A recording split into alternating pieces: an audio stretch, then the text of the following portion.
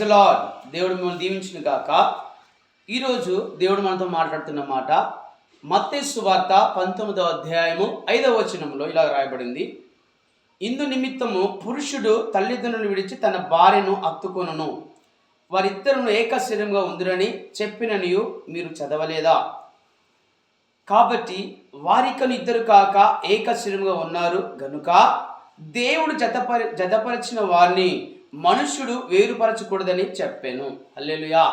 దేవుడు జతపరిచిన వారిని, ఈ రోజున భార్యాభర్తలుగా ఉన్న వారిని అనేకులు విడగొట్టడానికి ప్లాన్ చేస్తున్నారు. ఒకవేళ నీ వలన భార్యాభర్తలు కలిసి జీవిస్తున్నారా, నీ వలన నువ్వు చేపట్టి అనేక భార్యాభర్తలు విడిపోయి ఉన్నారా? ఒకసారి నిన్ను ప్రశ్న వేసుకో.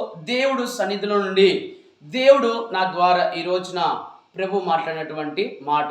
దేవుడికి స్తోత్రం. దేవుడు మిమ్మల్ని దీవించి ఆశ్రయించును గాక. ఆమేన్.